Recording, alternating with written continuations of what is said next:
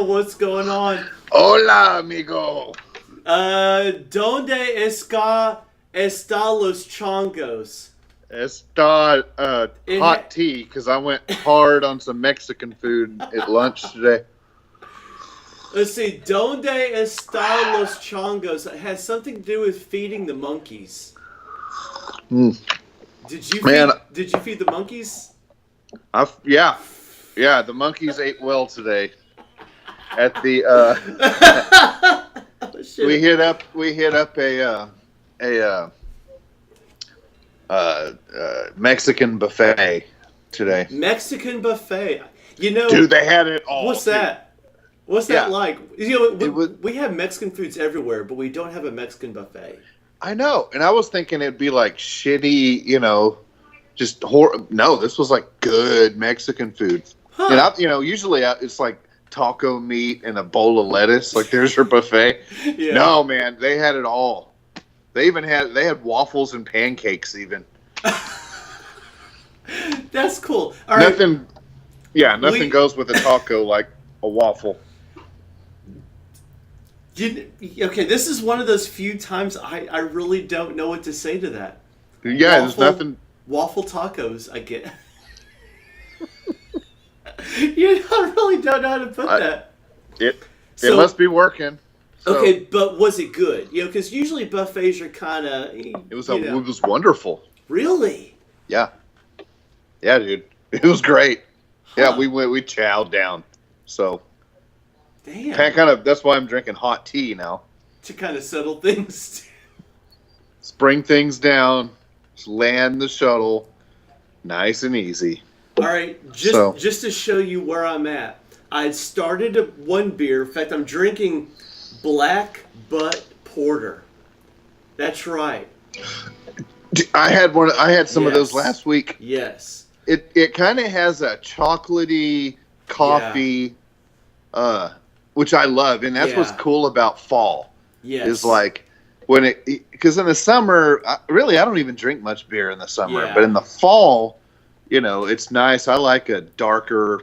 Porters and stouts are great fall, winter, but as a backup, because we talked about this last time, kind of it is a gauge where my beer is. I figured, okay, so I've got my Black Butt Porter, but this is reserve. I got my Keystone in reserve just in case we start talking about something deep and I'm chugging the shit. So I figured I'd have, one extra. Because I was about halfway down. I thought, there's no way in hell I'm going to start this show with a half beer. There's no way. No. We'd be done in 5 minutes. I mean, but if you needed to go, I'd keep the crowd entertained. All right, that's it. I'm out of here. All right. Well, now you're stuck with me, folks. And I apologize. Speaking of... Yes. We always kind of... How was your week, by the way? Before we get into what I stumbled on. It wasn't bad. It's a typical week, busy. Yeah. I've been working with my new Gretsch. I've got a Fender, I've got a Gibson, I've got an Epiphone. I wanted something different, which I'm sure we'll talk about later on. But we had a shitload of rain today. Texas flood. Yeah, you did. We talked about Stevie Ray. We talked about Stevie Ray a few weeks ago. And it has. It's been raining most of the day. So rain in Texas, and not only that, but we're finally in the 80s. The 80s in Texas. That's beach weather for Okay, I wasn't a good example, but it's nice. Yeah, I'm at 62. I'm at 62 envious. Right now. I'm envious. But it's going to be a wet week, Yeah. But I got to tell you what I stumbled upon. What did you stumble upon? Uber Eats. Uber Eats. You see how this is turning into a food episode? Unplanned. I promise I'll get to music in a minute, but okay. I've only eaten just a little bit, so the more we go on, the hungrier I get because I'm actually going to eat after we get done filming. So you're actually making me really, really effing hungry right now. I know. So I was, it was just one of those nights. It's like, okay, my wife and I was like, okay, we don't want to cook. Yeah. We got home late from work, one of those deals, and we're like, but we don't really want to go anywhere. Right. Even though there's restaurants like within walking distance, I'm like, shit. So Uber Eats, I downloaded the app. Yeah. And I mean, in long story short, like 24 minutes, I had a burger from Five Guys on my front porch. Wow.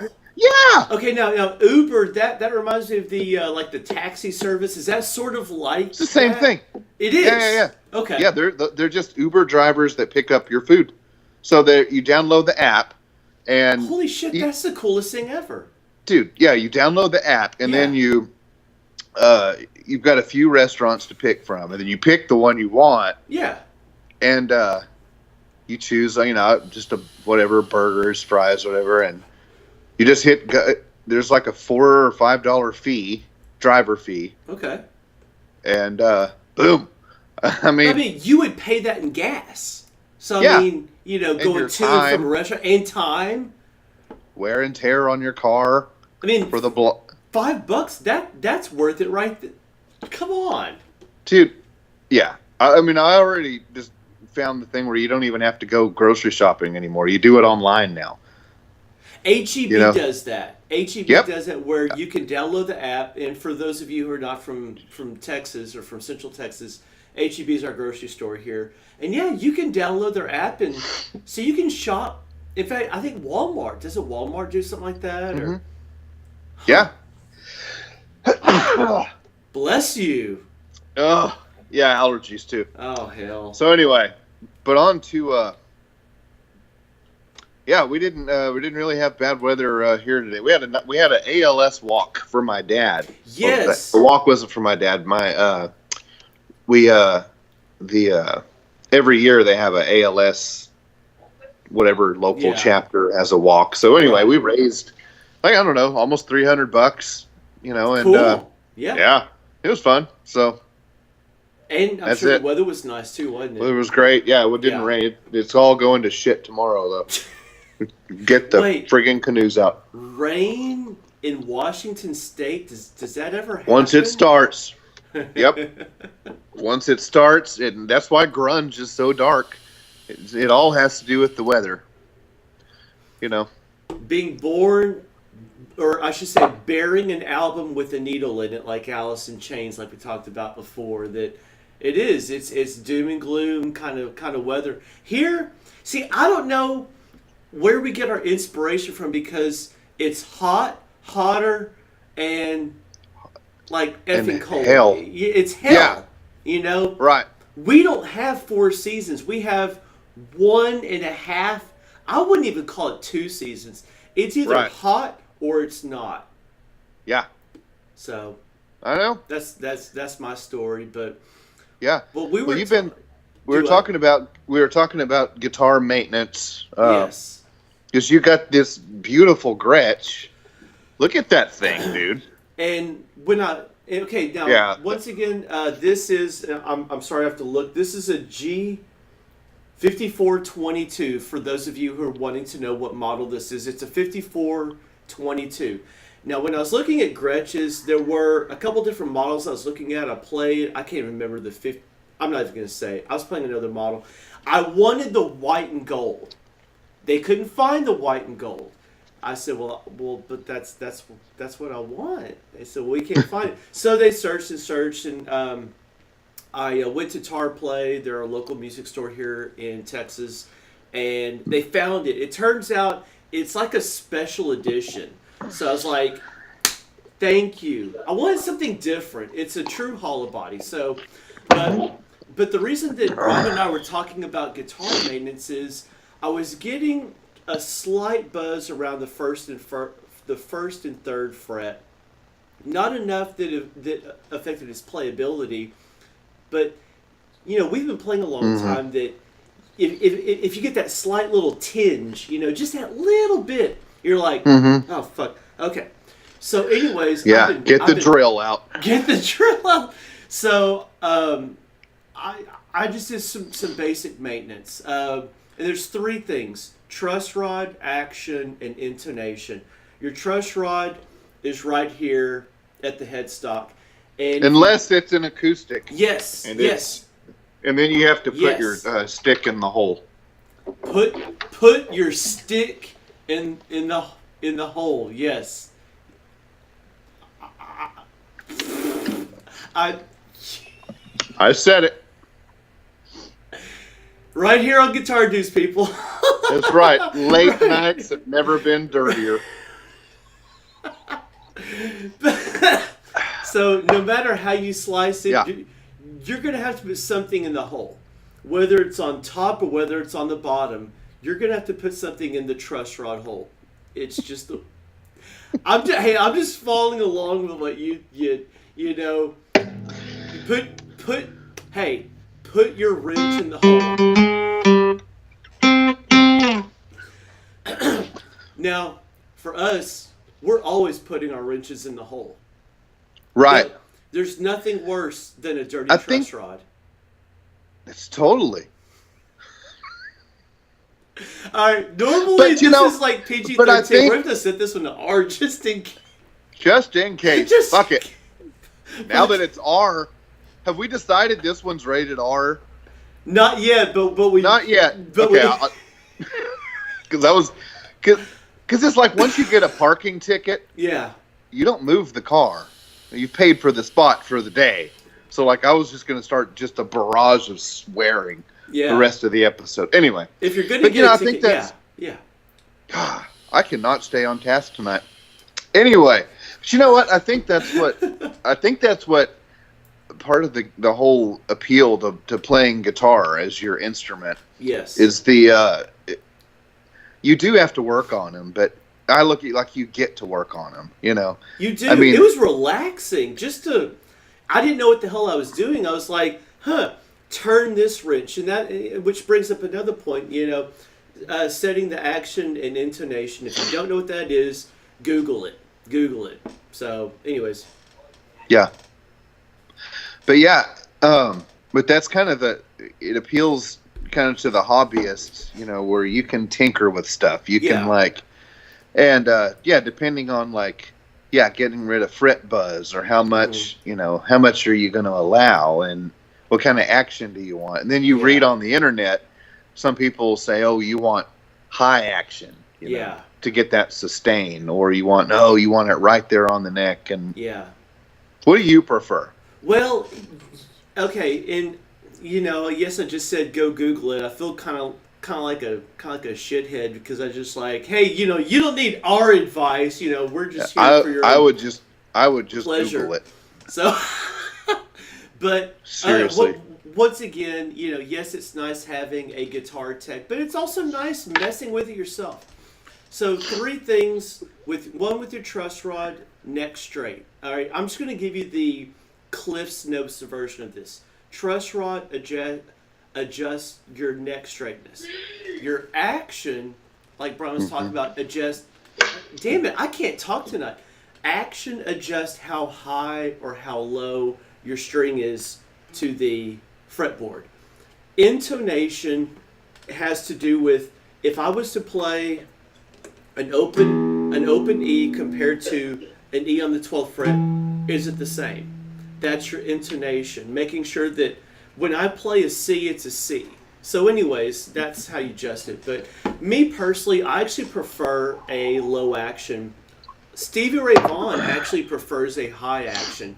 Yeah. And depending on how aggressive you play, I think it's going to depend on the action that you're going to want. If you play real aggressive like Stevie Ray, having a mid to high action where that string is way off that fret because you can really dig in. But me personally, I like a mid to low action. I like mine closer to the fret. But. I like mine the high end of low. Really? Yeah. Which is kind of like, and I've played, like my dad's guitar, that Electra. It's got the lowest action I've ever felt on a guitar, which is great for like chording and stuff, But like, if I'm doing a lot of leads, if that action is if it's too low, I really can't feel the strings. Right. And you kind of attack the strings in a different way. So, and that probably wouldn't be my go-to, shred guitar. Yeah. And I think it goes back to your playing style. And on an acoustic, you can't really adjust the action because in fact, show them the bridge, just so they can see. It's actually just a piece of plastic or something like that. There's really nothing you could do to adjust the action on an acoustic. Aside from you can take the bridge, file it down. That's true. But here's the thing: if you file too much down, you're actually going to get fret buzz right on the first 1 through 5. Whereas on an electric, I can actually adjust the height of the bridge. So that's how you actually adjust the action. And I've actually got mine a little hot. Well, actually, it's not too bad. But yeah, just having a playable, good sounding guitar. These are things that you can do yourself. Just like I said, just Google. In fact, if you want, I'll even pull up a link. How you can the only thing that you can screw up is your truss rod. Snap. If you really screwed up, but yeah, I would. That's kind of the point. Like first of all, like when you get a brand new electric guitar, if you take it to he'll take it to the place you bought it or whatever. Take it to just any guitar shop and just say, hey, I want a setup. Yeah. And they'll set all that action, intonation. I mean, they use strobe lights, or they used to. I don't know if they still do. But rulers, I mean, they have gadgets and things like that. They dial it in to kind of your specification. Yeah. And we have one of our local guys here, Music 6000 is the store. And but yeah, man, I take mine in there all the time, especially when I get a new guitar. Yeah. And have them set it up, and it's kind of, and I always kind of tell people, when you get down to, like the truss rod, if you don't know, I was looking, I thought I did some woodwork on this, but I guess I didn't. Anyway, I've done some repairs to this, but I can't think of anything off the bat. But no, I mean, when you get, my advice, I think if you're getting to the truss rod, really, at least Google, the process. Yes. Because if you start wrenching too much, you could fuck something up, and at the very least break a string, but at most, I mean, if you started cranking on the truss rod, you can actually snap the neck. So, yeah, if you're gonna mess with the truss rod, I would do it real slowly.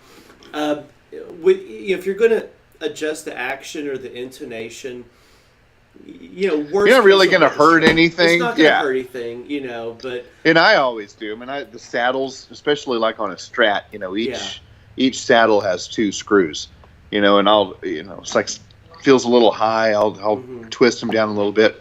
I'll tell you something else, especially for electric guitar that I have found. It's amazing. Contact cleaner. Really? Yeah.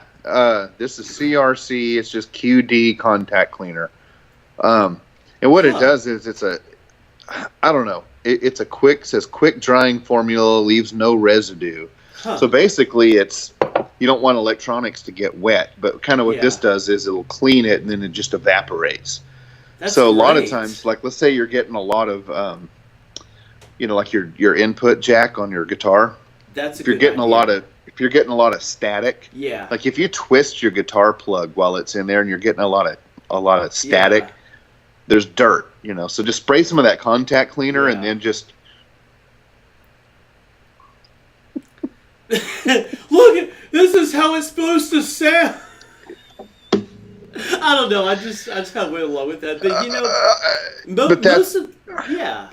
but that's a good way to to solve that problem, or even like your pots and stuff on your guitar start getting dirty.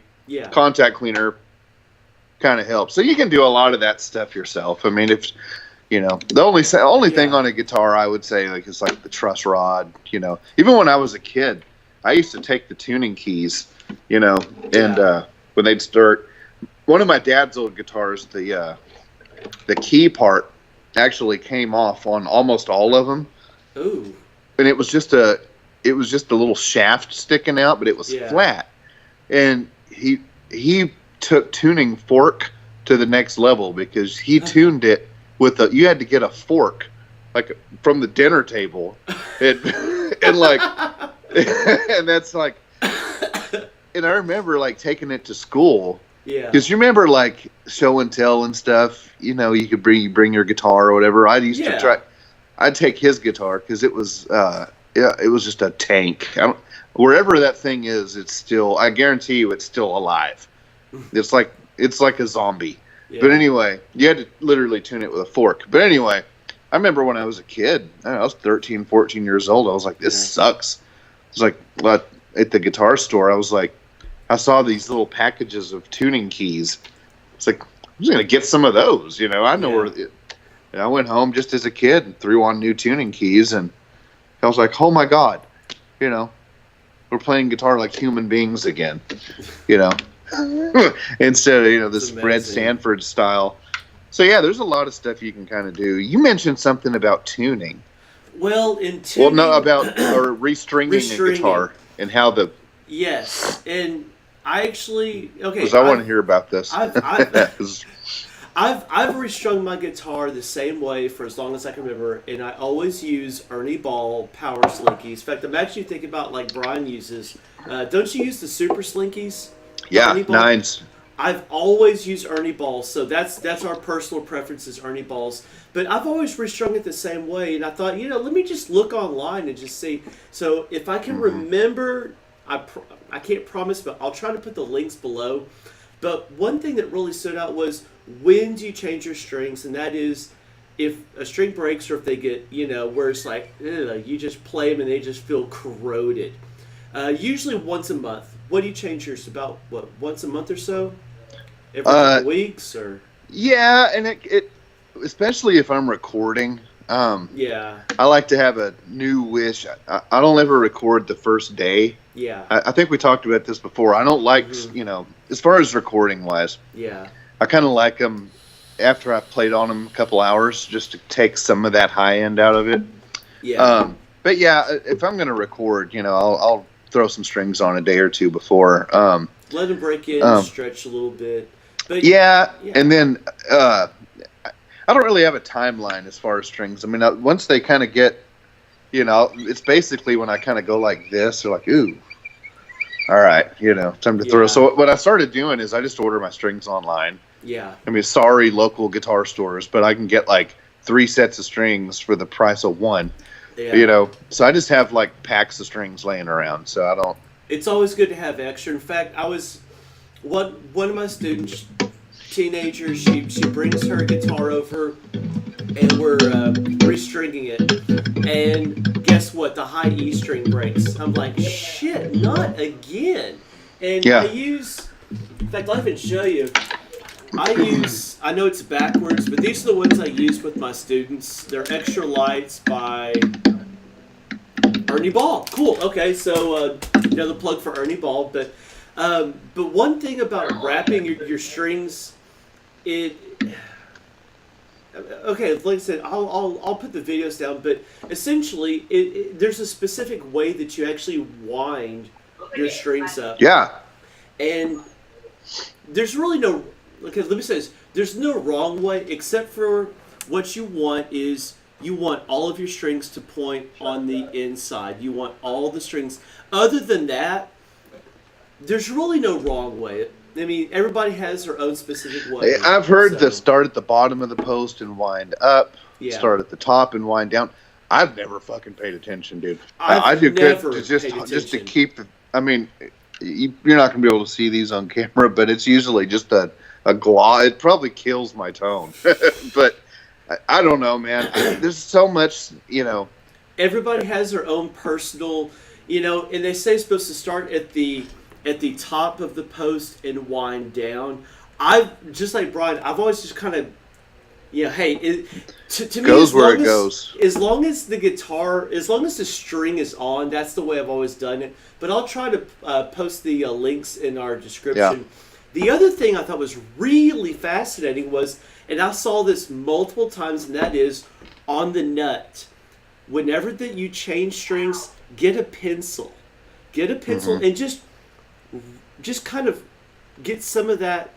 What the fuck is a pencil made out of? Lead. Lead. Thank you. I feel like a fucking moron. You want some? That's right. You want to get some lead out of your pencil, and you want to put it on your nut. I like lead on my nut. What does the lead do? Is it just like a dry lube? It's a this one's definitely going to be rated R this time. Fuck it. We're done. That's exactly what it is. I can't even describe this. You're dry. You're dry lubing your nut. True. There's no way I'm showing this to my parents. You're dry lubing your nut with lead from your pencil. I've never tried that. Okay, but the reason that because what it does is when you're stretching that string over the nut, it actually causes friction. So as you're winding that string, it's rubbing against that nut. And it's digging a deeper groove. Exactly. It's digging a deeper groove. So you put lead in your nut. Yeah, damn sure is. Yeah. So what it does is it actually lubricates. And who would have thought using lead? But yeah, it's a safer way of doing that. So I'm sitting over here. Yeah. I'll be damned. But here's the thing: once you get done, you just wipe off the excess. That's all. Yeah. So. Yeah. Yeah. Yeah, and there's a lot of things too. I think taking your guitar to like my dad's guitar, I want to take it in and kind of have them go through it, and just kind of like, just do a kind of a professional job, clean it out, maybe refret it. I don't know. I'll see what they quote me on it. I mean, it's, with the right tools, I mean, that's something beyond, I think you're like us. Yeah. You know what I mean? Like I draw the line there. I don't get into the only time, in fact, I actually watched a video on just that.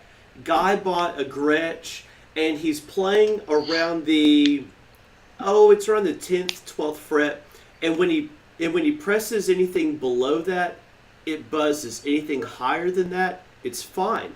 So it turns out he's got a raised fret.